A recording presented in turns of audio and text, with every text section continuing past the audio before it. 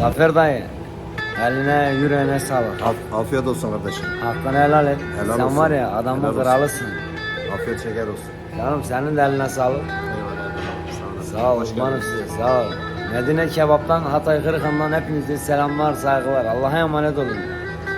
El sallayın bak. Bir el sallayın bakın.